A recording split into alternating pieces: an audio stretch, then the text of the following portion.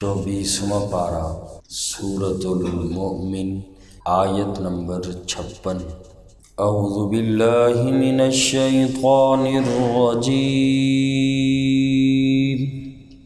بسم اللہ الرحمن الرحیم۔ ان الذین یجادلون، بے شک وہ لوگ جو جھگڑتے ہیں، فی آیات اللہ، اللہ کی آیتوں میں، بغیر سلطان، بغیر کسی دلیل کے، اتاہم، ان کے پاس آئی ہو، ان فی صدورہم، نہیں ہے ان کے سینوں میں، الا کبر، سوائے تکبر کے، ما ہم ببالغی، نہیں ہیں وہ اس تک پہنچنے والے، فاستعذ باللہ، پس آپ پناہ مانگ لیجئے اللہ کی، انہو، بے شک وہ اللہ کریم، هو السمیع البصیر، وہ خوب سننے والے دیکھنے والے ہیں۔ آج کی اس آیت مبارکہ میں دین کے مخالفین کے بارے میں اللہ کریم نے فرمایا کہ یہ لوگ اللہ کی آیات کے بارے میں جھگڑا کرتے ہیں۔ کوئی توحید کے بارے میں جھگڑا کرتا ہے، کوئی رسالت کے بارے میں، کوئی قیامت کے بارے میں، انکار تو کرتے ہیں، جھگڑتے تو ہیں، لیکن ان کے پاس دلیل کچھ بھی نہیں ہے۔ وجہ بیان کی کہ یہ کیوں اللہ کی توحید اور پیغمبر کی رسالت اور آخرت کے منکر ہیں۔ وجہ قرآن نے بیان فرمائی کہ اور کوئی بات نہیں، تکبر اور غرور ہے۔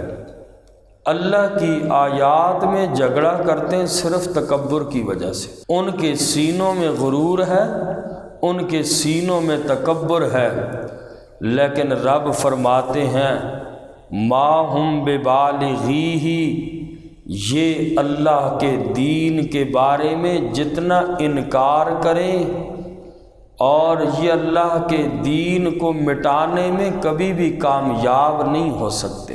ما ہم ببالغی، وہ اس تک پہنچ ہی نہیں سکتے۔ یہ اپنے آپ کو جتنا بڑا سمجھیں، یہ اللہ کے ہاں ذلیل ہوں گے، اور اسلام کو مٹانے کے جتنے منصوبے کرتے ہیں یہ لوگ کبھی بھی کامیاب نہیں ہوں گے۔ اور آخر میں فرمایا فاستعذ باللہ، اے میرا نبی آپ اللہ سے پناہ مانگیں ان کے شر سے، تاکہ یہ آپ کو نقصان نہ پہنچا سکے۔ ایسے موقع پر حاسدین سے بچنے کے لیے پناہ طلب کرنے کا طریقہ بھی اللہ کے نبی صلی اللہ علیہ وسلم نے سکھلایا۔ فرمایا یوں دعا کیا کرو، اللہم انا نجعلک فی نحورہم ونعوذ بک من شرورہم، اے اللہ ہم تیری ذات کو ان دشمنان دین کے مقابلے میں لاتے ہیں، اللہ تو ہی ان کو تباہ کر، اللہ تو ہی ان کا مقابلہ کر، اللہ ان کے شرور سے ہم پناہ چاہتے ہیں۔ تو یہ دعا مانگنی چاہیے جس کو ایسی کوئی خطرہ ہو اور حاسدین کا، اللہم انا نجعلک فی نحورہم ونعوذ بک من شرورہم۔ تو اس آیت مبارکہ میں ان دین کے حاسدین کے متعلق فرمایا ان کے پاس دلیل کچھ نہیں ہے، اللہ کے دین پہ کوشش کرتے ہیں کہ اللہ کے دین کو مٹانے کی۔ فرمایا ان الذین یجادلون فی آیات اللہ، بے شک وہ لوگ جو جھگڑتے ہیں اللہ کی آیتوں میں، بغیر سلطان اتاہم، بغیر کسی دلیل کے جو ان کے پاس آئی ہو، ان فی صدورہم، نہیں ہے ان کے سینوں میں، الا کبر، سوائے تکبر کے، ما ہم ببالغی، نہیں ہے وہ اس تک پہنچنے والے، فاستعذ باللہ، پس اے میرا نبی آپ پناہ مانگ لیجئے اللہ کی ان کے شر سے بچنے کے لیے، انہ هو السمیع البصیر، بے شک وہ اللہ کریم خوب سننے والے بھی ہیں، جاننے والے بھی ہیں، دیکھنے والے بھی ہیں۔ لخلق السماوات والارض، یقیناً زمین و آسمانوں کا پیدا کرنا اکبر من خلق الناس، بڑا ہے لوگوں کی پیدائش سے، ولکن اکثر الناس، اور لیکن اکثر لوگ لا یعلمون، جانتے ہی نہیں ہیں۔ منکرین قیامت کو اللہ نے سمجھایا جو یہ کہتے تھے اَإِذَا مِتْنَا وَكُنَّا تُرَابًا ذَلِكَ رَجْعٌ بَعِیدٌ، یہ تو کہتے تھے کہ کیا جب ہم بوسیدہ ہڈیاں ہو جائیں گے، مر جائیں گے، ہڈیاں ہماری بوسیدہ ہو جائیں گی، کیا ہمیں پھر دوبارہ زندہ کیا جائے گا؟ اس پہ وہ تعجب کرتے تھے کہ یہ تو بڑی دوری کی بات ہے، ایسا ہو ہی نہیں سکتا۔ تو اللہ کریم نے فرمایا کہ آسمانوں اور زمینوں کے وجود کی نسبت انسان کے وجود کی کوئی حیثیت نہیں ہے۔ اتنے بڑے آسمان و زمین میں نے پیدا کیے، میرے لیے کوئی مشکل نہیں، تو انسان کا دوبارہ اٹھانا کوئی مشکل نہیں۔ یہ منکرین قیامت کو جواب ہے۔ اور اگلی آیت مبارکہ میں فرمایا کہ جس طرح اندھا اور دیکھنے والا برابر نہیں ہوتے، اسی طرح موحد اور مشرک بھی برابر نہیں۔ ایک وہ بندہ جو اللہ کی توحید کا قائل ہے، دوسرا وہ کہ جو اللہ کے ساتھ شریک ٹھہراتا ہے۔ تو اللہ فرماتے ہیں یہ دونوں کبھی برابر نہیں ہو سکتے۔ مومن اور کافر، نیک اور بد کبھی بھی برابر نہیں ہو سکتے۔ فرمایا لیکن بہت کم لوگ ان چیزوں پر غور کر کے نصیحت حاصل کرتے ہیں، اکثر لوگ گمراہ ہی رہتے ہیں۔ وہ سمجھتے ہیں ایمان کی کوئی حیثیت ہی نہیں ہے ان لوگوں کے ہاں، تو اللہ پاک نے یہاں مومن اور مشرک کی اللہ نے حیثیت کو اگلی آیت میں بیان فرمایا۔ فرمایا وَمَا يَسْتَوِي الْأَعْمَى وَالْبَصِيرُ،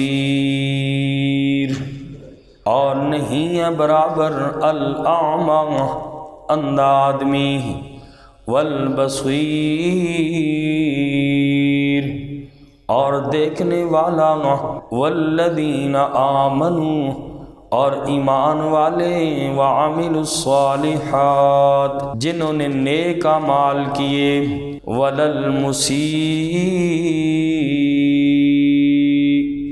اور نہ ہی بدکار، قلیلا ما تتذکرون بہت کم لوگ ہیں جو نصیحت حاصل کرتے ہیں۔ ان الساعۃ بے شک قیامت، لآتیۃ آنے والی ہے، ضرور آنے والی ہے، لا ریب فیہا نہیں ہے اس میں کوئی شک، ولکن اکثر الناس اور لیکن اکثر لوگ، لا یؤمنون وہ ایمان نہیں لاتے۔ فرمایا حقیقت یہ ہے قیامت برپا ہونے والی ہے جس کے آنے میں کوئی شک و شبہ نہیں، لیکن فرمایا پھر بھی لوگ یقین نہیں کرتے، غفلت کی زندگی گزار رہے ہیں۔ آخرت کی ان لوگوں کو کوئی بھی فکر نہیں۔ اور اگلی آیت میں فرمایا وَقَالَ رَبُّكُمُ ادْعُونِي، وَقَالَ اور فرمایا ربکم تمہارے رب نے، ادعونی استجب لکم مجھے پکارو میں قبول کروں گا تمہاری پکار کو۔ ان الذین یستکبرون، بے شک وہ لوگ کہ جو تکبر کرتے ہیں، عن عبادتی میری عبادت سے، سیدخلون ان قریب وہ داخل ہوں گے جہنم داخرین، جہنم میں ذلیل ہو کر۔ اس آیت مبارکہ میں اللہ کریم نے دعا کی اہمیت کو بیان کیا۔ فرمایا وقال ربکم ادعونی استجب لکم، اے لوگو تمہارا رب فرما رہا ہے مجھے پکارو، مجھ سے دعا کرو، میں تمہاری دعاؤں کو قبول کرتا ہوں۔ اور دعا بھی ایک عبادت ہے، جو اللہ سے دعا نہیں کرتا تو گویا کہ اس انسان کو اللہ نے متکبر فرمایا، تکبر کرنے والا ہے۔ ان الذین یستکبرون، تکبر کرنے والا ہے جو رب سے مانگتا نہیں ہے۔ حدیث پاک میں فرمایا الدعاء مخ العبادہ، دعا جو ہے یہ عبادت کا مغز ہے، اور کسی چیز میں مغز اور دماغ نہ ہو وہ چیز کسی کام کی نہیں ہوتی۔ عبادت ہو دعا نہ ہو، اور انسان کوئی اچھا کام کرے دعا نہ ہو، کیا فائدہ؟ تو فرمایا دعا بڑی بہترین چیز ہے، الدعاء مخ العبادہ، دعا عبادت کا مغز ہے، نچوڑ ہے۔ اور دوسری روایت میں آقا علیہ الصلوۃ والسلام نے ارشاد فرمایا لیس شیء اکرم علی اللہ من الدعاء، اللہ کے ہاں دعا سے زیادہ کوئی چیز عزت والی نہیں ہے۔ اور ایک حدیث پاک میں فرمایا من لم یسأل اللہ یغضب علیہ، کہ جو انسان اللہ سے نہیں مانگتا تو اللہ تبارک و تعالی اس انسان سے ناراض ہوتے ہیں۔ سورہ بقرہ میں اللہ نے فرمایا وَإِذَا سَأَلَكَ عِبَادِي عَنِّي فَإِنِّي قَرِيبٌ، اے میرا نبی جب لوگ آپ سے سوال کریں میرے بارے میں تو کہہ دو کہ انی قریب، میں تو تمہارے بڑے قریب ہوں۔ اور کتنے قریب ہیں؟ نحن اقرب الیہ من حبل الورید، اللہ تو شاہ رگ سے بھی زیادہ بندے کے قریب ہے۔ اجیب دعوت الداعی اذا دعان، جب میرا بندہ مجھے پکارتا ہے تو میں اس کی پکار کا جواب دیتا ہوں۔ تو انسان اللہ سے مانگے تو رب خوش ہوتے ہیں۔ انسان کو نا امید نہیں ہونا چاہیے، مایوس نہیں ہونا چاہیے۔ اور ہم لوگ دعائیں کرتے ہیں، پہلے تو ہماری دعائیں ایسی ہوتی ہیں جو دل سے نہیں نکلتی، رسمی دعائیں ہوتی ہیں۔ دعا یاد رکھیں ضرور قبول ہوتی ہے اگر غافل دل سے نہ نکلی ہو۔ قبولیت صرف یہ نہیں ہے کہ جو چیز آپ مانگ رہے ہیں وہی چیز آپ کو ملے۔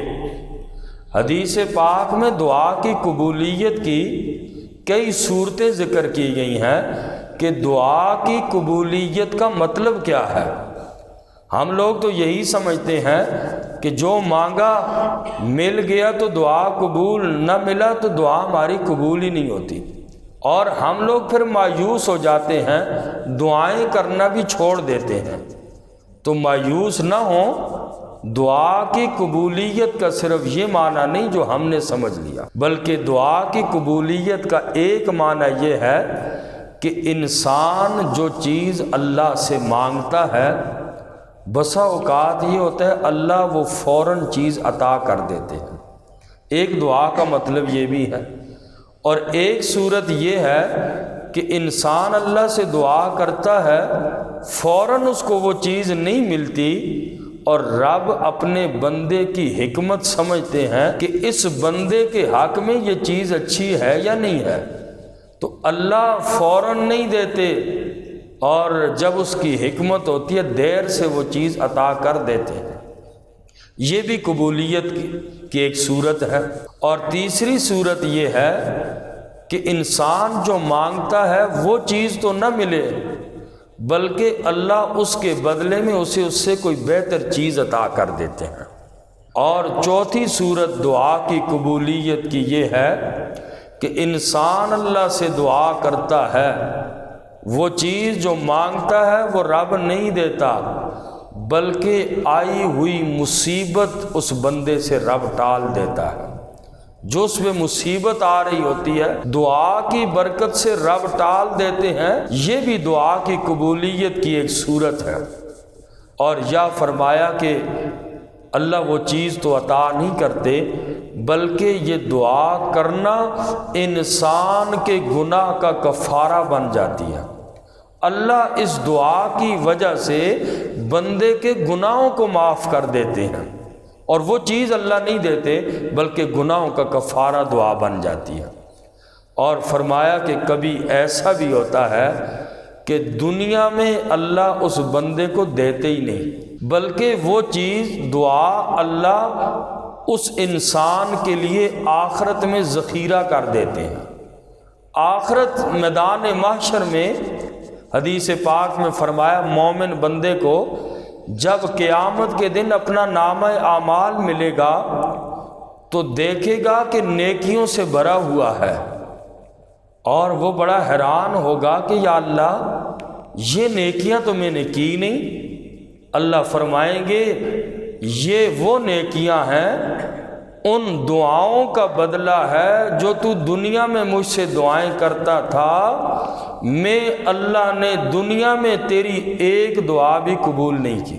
اور وہ بندہ افسوس کرے گا، کاش میرا اللہ دنیا میں تو ایک بھی میری دعا کا صلہ مجھے نہ دیتا، میری کسی ایک دعا کو بھی دنیا میں اللہ تو قبول نہ کرتا، آج اس کا بدلہ ربا تو مجھے دیتا تو یہ زیادہ اچھا ہوتا۔